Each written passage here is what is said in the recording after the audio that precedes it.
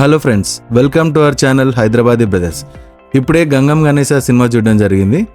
And movie అయితే నాకు ఒకసారి చూడొచ్చు అనిపించింది. నాకైతే నచ్చింది, ఎందుకంటే మూవీలో మేజర్ హైలైట్ వచ్చేసి comedy parts. And coming to the story, first నేను స్టోరీ గురించి చెప్పాలి. ఎందుకంటే స్టోరీ యాక్చువల్గా మనందరికీ తెలిసిందే. ఇది కొంచెం సిమిలర్ టు స్వామిరారా సినిమా లాగా ఉంటుంది. అండ్ హీరో వచ్చేసి ఒక చిన్న సైజ్ దొంగ ఉంటాడు. సో మనకి స్టోరీలో ఏంటంటే తను చిన్న చిన్న దొంగతనాలు చేస్తూ ఉంటాడు. బట్ తనకు ఒక ఆశ ఉంటుంది, ఏంటంటే ఏదో ఒక రోజు ఒక పెద్ద దొంగతనం చేసో, లేకపోతే ఏదైనా ఒక పెద్ద థింగ్ అచీవ్ చేసో, లైఫ్లో బాగా సెటిల్ అయిపోవాలి, ఈ దొంగతనాలు ఇంక చేయకూడదు అన్నట్టు అనుకుంటాడు. సో దానికోసమనే ప్రయత్నిస్తున్నప్పుడు ఇంకా చెప్పాను కదా, సిమిలర్గా స్టోరీ వచ్చేసి స్వామిరారాకు దగ్గరలో కూడా ఉంటుంది. లాస్ట్లో వినాయకుడికి కూడా కనెక్ట్ చేస్తారంట, అంటే గణేష్ చతుర్థి కూడా కనెక్ట్ చేస్తారు. సో ఈ గణేశుడు ఆ గణేశుడిని ఎలా కలుస్తాడు, అసలు తర్వాత స్టోరీ ఏమవుతుంది అనేది మీరు మాత్రం సినిమాలో చూడాలి. అండ్ సినిమా అంతా కూడా మేజర్లీ రాయలసీమలో నడుస్తుంది. సో అక్కడ యాక్సెంట్స్ అంతా బాగా తీసుకున్నారు. చెప్పాను కదా, సినిమాలో కామెడీ అయితే కరెక్ట్గా పండింది. మేజర్గా వచ్చేసి హీరోకి సపోర్టింగ్ యాక్టర్స్, అండ్ సపోర్టింగ్ యాక్టర్స్లో ఎవరైతే ఇమాన్యువల్ ఉన్నారో బాగా చేశారు. అండ్ సెకండ్ హాఫ్కి వచ్చేసరికి వెన్నెల కిషోర్ యాజ్ యూజువల్ ఉన్నంతసేపు స్టోరీతో సంబంధం అయితే ఉండదు, కానీ మిగిలిన టైం అంతా కూడా తను వచ్చినంత వరకు కూడా హ్యాపీగా మనం నవ్వుకోవచ్చు.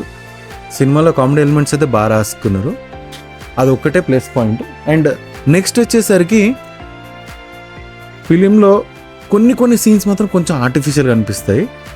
ఇనీషియల్ ఒక 15-20 మినిట్స్ యాక్చువల్గా మనల్ని స్టోరీ ఇన్డెప్త్గా తీసుకెళ్ళడానికి కొంచెం టైం పడుతుంది. అండ్ షార్ట్ ఫిల్మ్ లాగా తీసినట్టు ఉంటుంది అనమాట. అందుకనే కొంచెం ఆ బిట్ లాగ్ అనిపిస్తుంది. కానీ మిగిలిన దగ్గర అంతా కూడా కొత్త డైరెక్టర్ అయినా సరే స్క్రీన్ ప్లే బాగా రాసుకున్నారు. ఎక్కడ కూడా కొంచెం కూడా బోర్ కొట్టకుండా ఎండ్ వరకు బాగానే తీసుకెళ్తారు. దానికి సంబంధించి వాళ్ళు ఏమేమి వీళ్ళంతో ఇంటరాక్షన్స్ కానివ్వండి, విలన్ రోల్ కూడా నాకు కొంచెం తక్కువ అనిపించింది.